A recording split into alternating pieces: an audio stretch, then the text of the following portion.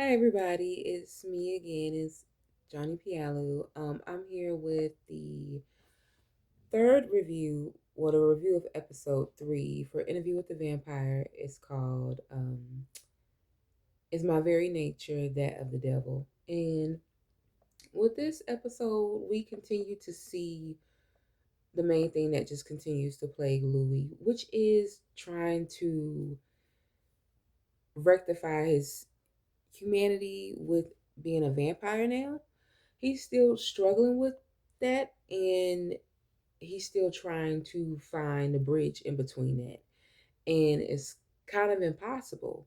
And I would say the overview that we get from Lestat in this episode, I'm not even necessarily just in this episode, but during this point where Louis is having this issue, is to just let go. And that's so much easier said than done to just let go, because you have to understand at this point, Louis is, even though he's dead as a vampire, he has still lived most of his existence as a human. So being a vampire is still very brand new to him. So we open up episode 3 with Louis and Lestat in the square. I'm not for sure if it's the Congo Square because it is based in New Orleans. It could be. I'm pretty sure with it being the square, it is the Congo Square because I can't think of any other square that's really known for New Orleans and it's based in New Orleans. But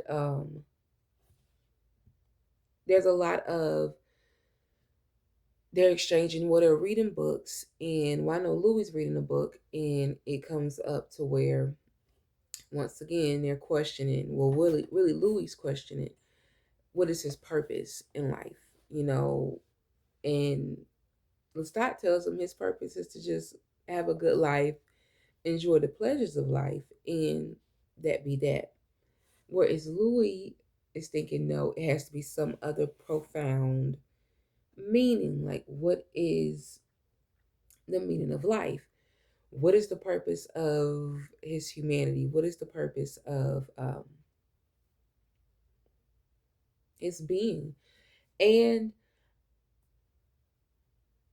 I think it just goes to say, I mean, not goes, yeah, kind of plays on where him and Lestat are, not only just in their experience as vampires, but also how their race and their class plays into things.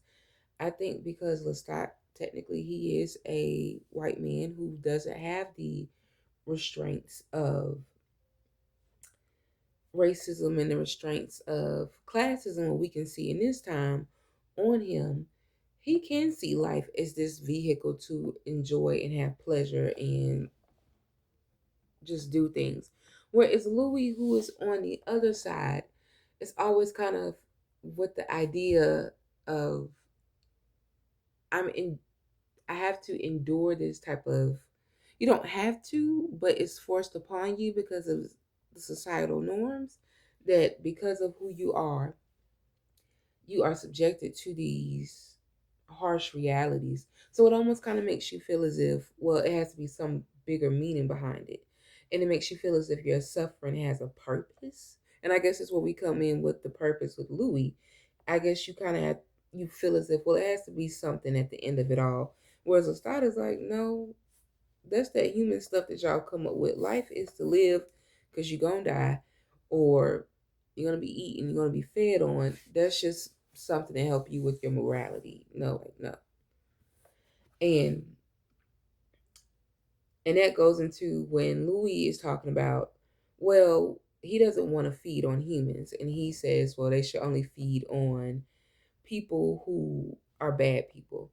And Lestat, I see both of their points in this, because Lestat comes in and he says, well, how will we know if they're bad if we're just walking past them or we just happen to see them? Yes, we can read their mind, but we don't know all of what they've done.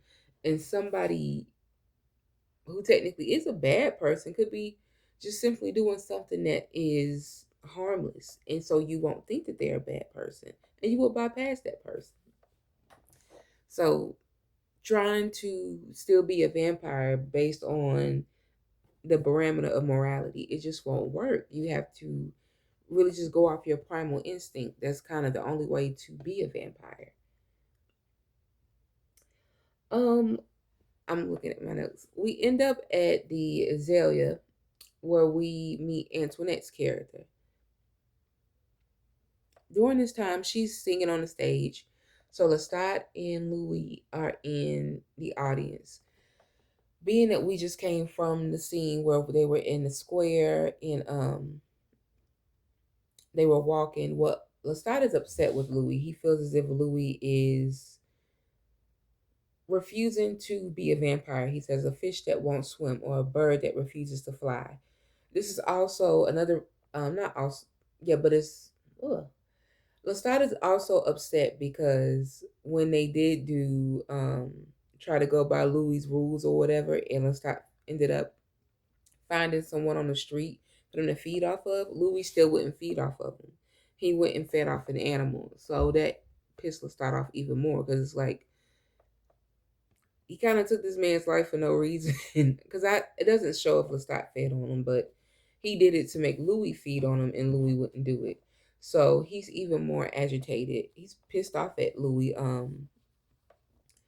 When we get to the Azalea, and Antoinette is the singer on the stage singing, and Louis is like, "Oh, they said they heard about this place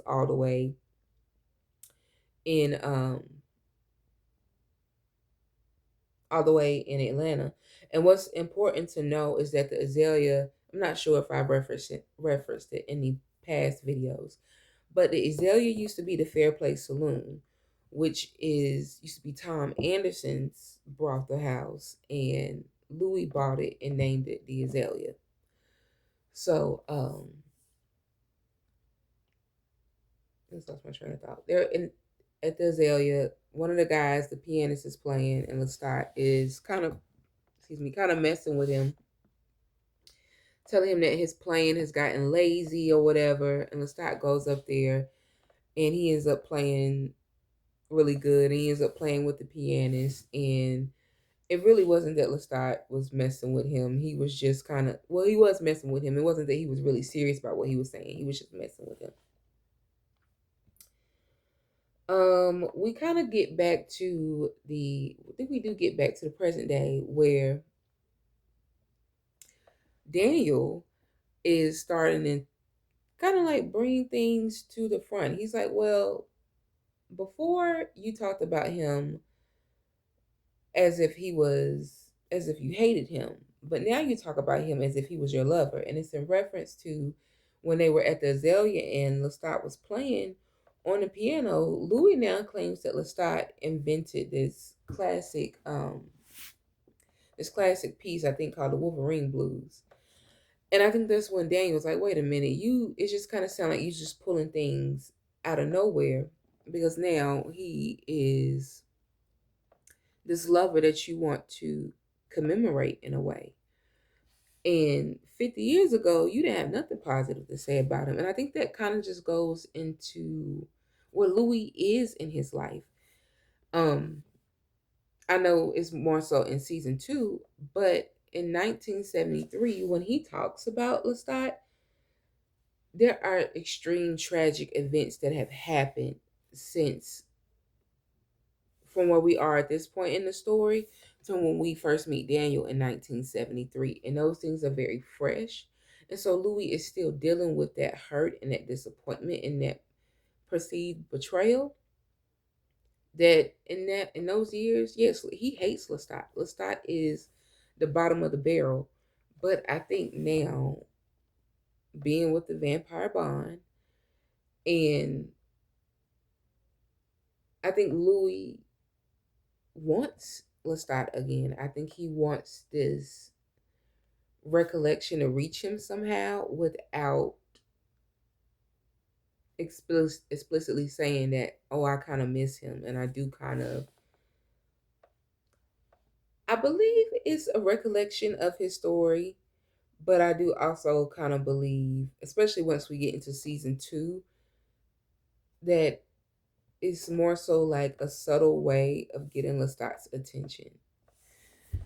Um, so when we are in real time, when Daniel is talking about the tapes that they have listened to before, Louis burns them through one of his vampire powers, and we get back to the story where Lestat, he starts to fancy Antoinette. Um, he starts to take her up as, I guess you could say, a mistress, a girlfriend, a thing on the side. A part of me feels like he did it to piss Louis off because he was mad at him, but also just being that that's who Lestat is. He wants to be able to, have these one offs. And it's almost like he's flaunting her around in front of Louis, especially when we get to the part where, especially when we get to the part where there's a scene where I think I'm out of order right now, but it's okay. Where Antoinette is in the house with them and Louis is just kind of disengaged. He's reading a book. Like there's other people, um, other patrons walking around in the house, like in their house. But you could tell Lestat is taking a concerted interest in Antoinette. To the point that they start to they near engage in sex in front of Louis. It's crazy. Um Louis, and this does start to brew some jealousy for Louis, of course. Um, I'm reading. It says he pretty much wants Louis stop continues. He pretty much says he wants. So this kind of, I think it goes. I'm reading over my notes, but this kind of comes back into what I was just saying when they were about to have this thing with when Louis, not Louis, but Lestat and Antoinette were about to have sex in front of Louis. He leaves and he says he's going out to eat and go up. Yeah, he's hungry. And Lestat is like, well, is the animal market open? So when he comes back, he assumes that Lestat has, done off with Antoinette and has her body in the incinerator. To where he finds out it was just some random dentist because there is some type of convention in town. And this is where Lestat comes in and says, Antoinette is kind of a thing for him to have on the side and he wants to be able to have variety in their relationship. So this is pretty much when he tells Louis he wants an open relationship because Louis in this moment, I just believe he's vulnerable and Lestat is the only thing that he knows right now. So of course he sees Lestat as his. He doesn't like that Antoinette is pretty much with his man. And then Lestat is being disrespectful and frolicking her in front of him, and he's not going to confront. He can't really get mad at Antoinette because she is, yeah, she's a willing participant in it, but she doesn't know about him and Louis in that sense. And she does say that there are rumors about them, and she asked them how many beds are in their room, and Louis was like, nobody goes upstairs, and she was like, that's my answer. But Lestat was playing into it. He was like, well, what do they say about us? Do you want to see if there's any beds up there? So, but Louis asked Lestat, aren't I enough? And that's where Lestat comes in and says he pretty much do the fuck boy response, like, I love you, babe, but I like her too. It was just kind of like, just because I'm with her don't mean I don't want you. And it's just like, you know what? It don't make no difference whether they gay, they vampires. A fuck boy would be a fuck boy. Stop was being a fuck boy in this moment, telling Louis that I just need some variety from time to time. And so Louis was like, so since you need variety, that means I can look. He literally said, I can fuck whoever I want to. I can fuck whoever I want to fuck. And Lestat says yes, but he's moving his head up and down as no. Because I don't think he planned on Louis flipping the script on him. I think he planned on him being the one that can play the field, and Louis is going to be at home waiting on him. But Louis is just as pretty as he is. And, somebody wants Louis just like he wants somebody else. So he's going to have to deal with that competition. It's like he doesn't have a problem with Louis sitting around feeling like, well, does he want me? But when the tables are flipped, it's like, oh no. So he's saying yes, but he really means no. He wants Louis all to himself, and he does whatever he wants to do. So we move back to the Azalea. Louis kind of having some issues with the business a little bit because he's getting a lot of ordinances, being that the men in power, the white men in that town, are making it harder for him to run his business, and it's doing well. But because of his race and because of his status, it is their intent on keeping him in his place. An old friend visits Louis, an old friend by the name of Jonah, who we find out Louis has had some dealings with in the past, like romantic, at least sexual dealings with in the past. And he does appear to be a little bit younger than Louis. And he is enlisted in the war. He's a soldier. And when we see Louis talking to him, we also see Lestat looking off the balcony. He's like cupcaking with Antoinette, but still watching Louis. It's like how you with her, but still trying to cock block, and what he doing. Like, you need to do one or the other. You can't do both of them. You can't do both of them. You need to do one or the other. So Louis sees it, and I think he's kind of like, you know what? I'm gonna show him that two can play that game. So he's like, Jonah's like, you're doing really good for yourself. And Louis like, yeah, I am. Would you like to see my fancy automobile? And that was the code of let's get away. So they do get away. And they go out to, I'm assuming, some bayou. And Jonah kind of asked Louis, about his situation. He was like, I don't see a ring on your finger. He was like, but I got somebody. And he was like, it's not a woman. And he asked him what he's like. And he said, he's not perfect. He's a lot. And we know he's talking about Lestat because Lestat is a lot. So Jonah goes down on Louis, and Louis, I guess in a moment, he's just so overwhelmed by the feeling and the sensation that he almost gets the desire to feed on Jonah, but he bites himself. So Louis, I have it a little bit out of order in my notes, but I'm gonna just go with how I have it here. Louis ends up visiting Grace. He's still intent on keeping up the image, keeping up pretenses that everything is fine. So Grace's twin daughters have a birthday.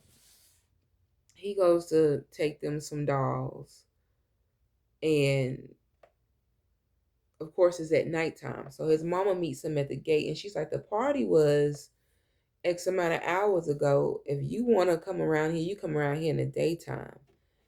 And he's kind of like saying, he had X amount. I think he's kind of like going back and forth with her, having a going, kind of like saying, well, I didn't get no invite. Was it in the mail? Was it whatever it was?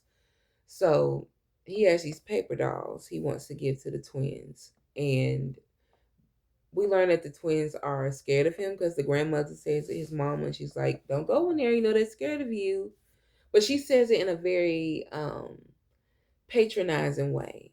Like, I know what you are. I know you're not. I don't think she knows he's a vampire, but in her mind, he is that of the devil. And that ties into the title of the episode because Levi, Grace's husband, is trying to block him from coming in. And he's like, I got it, mama. And he's like, no, I'm her son. And he pushes past Levi. And once again, Louis, he's still a new vampire. So he's not aware of his strength. So he, in his mind, he's just pushing, like, okay, just move out the way. But no, he pushes him and like breaks the door off the hinges. the furniture gets tossed up through the door, and Grace is up against the wall at the end of the hall with the girls in there screaming. And you can see in Louis' face, he realizes, like, oh my God, I can't believe I've done this. Like, he really is going to have to, he can't show up the way he wants to with his family anymore. And his mama grabs his jaw and she's like, there he is. And she looks him in his eyes, and she's pretty much in her mind and in her words, covertly calling Louis a devil. Like, she sees the demon in him. He's not of them anymore. There's a demon in him, and she sees it. So of course, he feels like shit. His mama already doesn't like him. She doesn't ever say this, but because of his sexuality, it's like unspoken, almost as if she doesn't address it, it'll just go away. Um, and I'm pretty sure she's pissed off at him she is still pissed off at him with how everything happened with Paul's death. Him and the hanging around with this white man, and the white man is Lestat, and then now he only comes around at night. He then knocked something out through the door, so in her mind, he is a demon, and he's gone in a sense, and because of that, I I don't want to say she hate Louis, but I don't think, no, she don't see it for him, and he's soaking through this.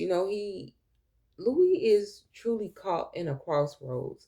Not only is he really abandoned in the sense of his physicality, like, he doesn't have his family anymore. And yes, he has Lestat, but they're on the outs. But he's really alone in every sense of the word, like existentially and spiritually, mentally. There is no one that he can really reach out and connect to who will share this experience of having to leave behind their humanity and pick up being a vampirism, trying to hold on to it, trying to rectify that your life is sustained by another person's death. That when you were on the other side, you truly understood the finality of death and what it meant in morality. But now that you're in immortality, it's almost like there's no such thing as death, but we know that there is. Everything that you ever knew is not the same anymore. So, and then Lestat just kind of it's like he wants to do this fast track through orientation, and you don't even want to give him no training materials. It's just, and we don't find out these little nuggets that vampires can do until it's like almost he is upset with Louis, or they're having this type of interaction and he does something. And we're like, oh, vampires can do that too. But we don't ever see where he is literally sitting Louis down and really explaining this new way of life, this new way of existence to him, but yet he wants him to have this smooth transition. And I guess it just kind of says that Lestat, he's selfish even in his reasoning for wanting Louis to be a vampire, because you're not helping the man. It's like you just want him for you in your own, I guess, conception of what he would understand Louis to be like in their relationship. Like, this is my little baby vampire, and we're gonna do all vampire things. So Louis is on the way back home from this whole debacle. When he's walking up to the house, he hears all this noise, and he walks in and see all these soldiers just drunk up and through the house. He sees Lestat on the piano dancing and singing with them, and he's like, "What the hell is going on?" He's like, "Get them out of here! Get them out of here!" And Lestat was like, "Well, since I know you have a type, I figured, pretty much I have them over." He's upset that he saw Louis with Jonah, and Jonah is a soldier, And Jonah is someone who knew Louis before he did. So even though he doesn't know that Louis is a vampire, he is someone of Louis's past existence. And being that this is something that Louis is trying to hold on to, we know that Louis would welcome an interaction with someone that he can still share his humanity with, even if it's for a split second, even if it's just in sex. And we saw that he did that with Jonah. Lestat is upset about that. He's jealous about that. So he, in the point, Louis takes him into the room and he's like, get them out of here. That's where Lestat lets him know there are ordinances, and the lights are cut off at the Azalea. And we find out here that Lestat can control people through his mind. Because Lestat starts singing a little army chant that they're doing, and Louis like, I ain't playing, get them out. And he uses his powers, and as he's doing, like blood comes out his ears, and he gets them all to just stop whatever they're doing and leave. And him and Louis tells him it's not funny what he's done. He bringing all these people into their home, like, don't do nothing like that. And he's kind of like, well, he's being antagonizing in this moment because he's jealous. And that's when Lestat says, well, what can I say? I'm not perfect. Repeating Louis' very words that he said to Jonah about Lestat. And so Louis is like, I knew it. I knew you were there. And Lestat, he asked him, are you jealous? He's like, yes. And he's like, I don't like Sharon. And that's when Louis turns around like, well, if you don't like Sharon, why I don't like Sharon? What about Antoinette? He asked him, what about Antoinette? And he's like, oh, it's different. I don't have feelings for her. Another fuckboy response. It don't matter. You are still dishonoring this relationship that you know is hurting your partner for your own whatever pleasure. And for in the moment you cool with that.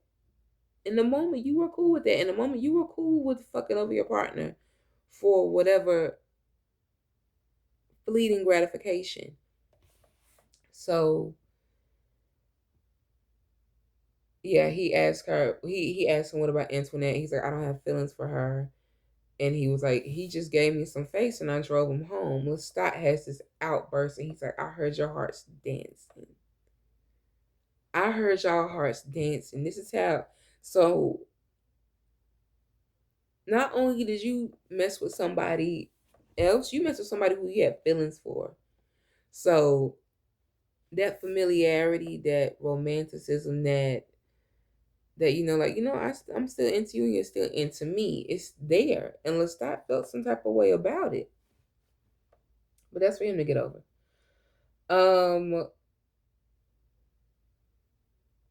And Lestat is upset with that. Louis find he goes further on with the ordinances and he's like, I need to pretty much how to figure out how to keep my Azalea open because I'm losing everything that's important to me. He's pretty much like, because Lestat screams out, oh yeah, you ran down a dog and pretty much you fed on animals that night. Though you're still refusing to go into your vampirism. And that's when Louis responds in anger and in frustration, like, I've lost my life. Everything that I love, everything that I know, my family, my life, the Azalea, I'm losing it all. Everything that's important to me, I'm losing it. And it's like he just refuses to understand. We transition to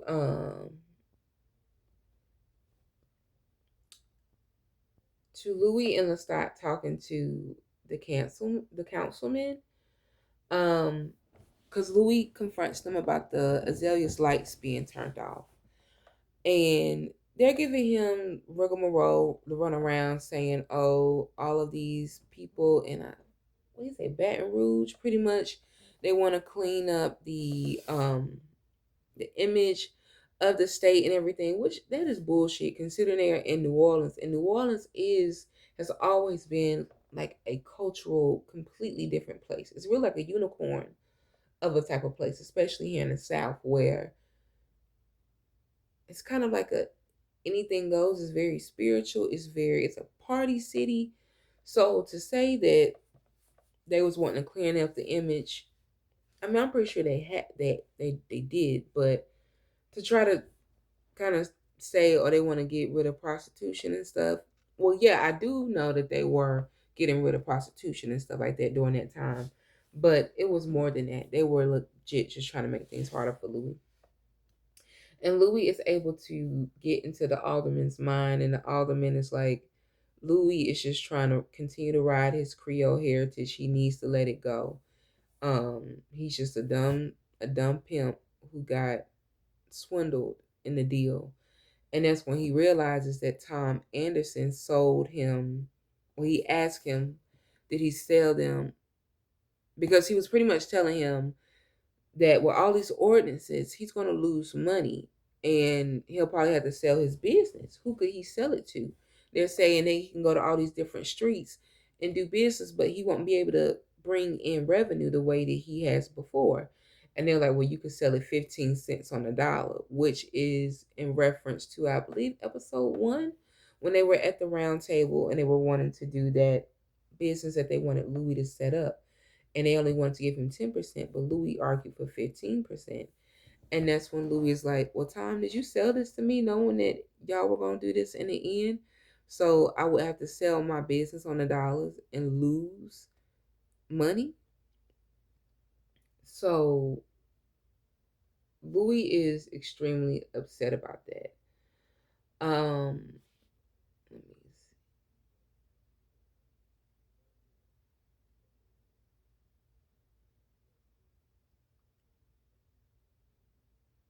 So Louis is during this time. I, Louis really is struggling with how racism has played into his life as a human, how it doesn't necessarily play into his life as a vampire now, but then still having all of those feelings, all of those isms, just even how you showed up as a person, maybe even the things that you liked because you were only allowed access to certain things. He's all shaped and really made Louis who he is in Louis. And so kind of releasing that to go into vampirism, he has to relearn who he is, but he still has to rectify that those things still trigger him. So he's still very much upset by his mama calling him the devil. He says that like he never recovered from his mother looking him in his eyes and seeing the devil in him, seeing a demon in him. He never recovered from that. And with everything that's happening with the azalea, it's just bubbling over. And we hear, I don't, it might not be in this scene, but it may be in something else that Daniel references. And he says, take a black man in America during Jim Crow American South and make him a vampire. He is going to lash out and get justice and get revenge on every single thing, which is what those people in power are very afraid of because they know the things they've done. They know the atrocities they have committed, and they're always like, oh my God, are they coming after me? Are they going to get me? So Louis confronts the alderman in his office, and he's sitting down. And the alderman first tries to play like he's not scared. And he's like, you made me drop my Atherton, which is his I'm assuming maybe like a cognac or something, because he serves himself some. He says Louis makes him drop it. And so pretty much Louis is kind of he's sitting in a chair, but he's very calm and cool and collected because he knows he's the most powerful in this situation. But the alderman is still thinking he is, and he's trying to use that that race card by him being a white man to try to, I guess, try to put Louis back in his place. But Louis knows his power in this situation because he's the vampire. With him being a vampire and him being a human, race doesn't mean shit. It's nothing. It doesn't matter. I could end you. Those are human things that you messing with. It means nothing on this side. So you can tell that the alderman is getting nervous, and he starts moving around his desk as Louis gets up, and he's like, "Why is your heart beating so fast?" He was like, "You're thinking about your wife and your daughter and how you're happy there at the vacation house." And so the alderman pulls out his gun, and he's kind of like, "Oh, I'm only one councilman on that board, yada yada yada." He shoots Louis. He realizes in that moment the bullet didn't do anything.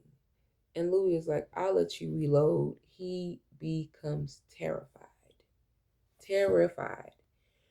Because he realizes that whatever the fuck this motherfucker is, the things that I have to kill him, it ain't working. And I know he gonna kill. I know he's gonna, kill me. So like, what am I gonna do? So he's like, "I'll let you reload." And so he goes to reload. Louis walks around him and swipes his ear. Ear comes off. He starts screaming. He's like, "You calling me arrogant?" And he was like, "Maybe I am arrogant. Maybe I am all these things." And then he asks him, he looks up, Louis like stabs him in his chest real quick where he punches him in the heart. And he's like, "What are you?" That's what the alderman says to him as he's crying and bleeding out. He's like, "I'm a vampire." And we switch to the scene in broad daylight where we see the alderman's corpse. It's like a macabre scene. It's literally gory, and he's on the gates of, I believe, the courthouse. It turns into a race riot throughout New Orleans where the white community is attacking the black community. Louis feels guilty because he knows that this violence came from what he did with the alderman's body. And he's upset about it. He says it to Lestat, who's reading the newspaper, and he's like, "No, those people did that at their own volition. They did it within their own thing. Yes, they might have been upset about that, but they still did it on their own. They didn't, and pretty much they were looking for any reason to get violent and use their violence, use their racism as a reason for their violence. This is what they look forward to." And Louis was like, "No." In his mind, he thought, in his mind, I believe Louis thought he let his own personal anger get him carried away and make everything dangerous for the whole. And because of his race and because of always having to carry that weight of it, you always see yourself as responsible for the entire group, the entire whole. Lestat doesn't see that. He doesn't have his race weighing on him as and being used as some type of weight to hold him down.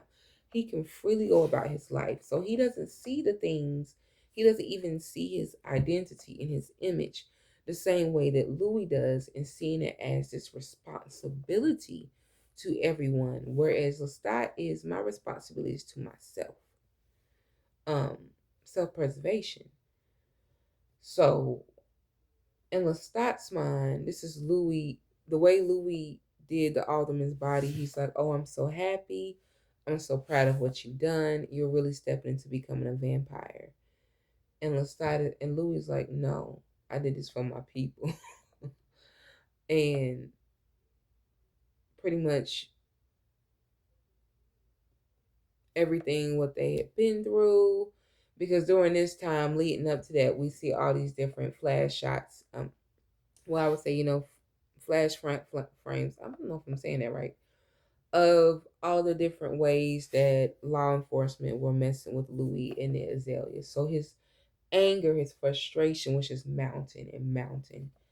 Um, but Louis turns to Lestat. Well, Lestat says this should become their anniversary, and Louis was like, no. And he's like, that's why you gonna end up alone. Louis goes out into the streets and tries to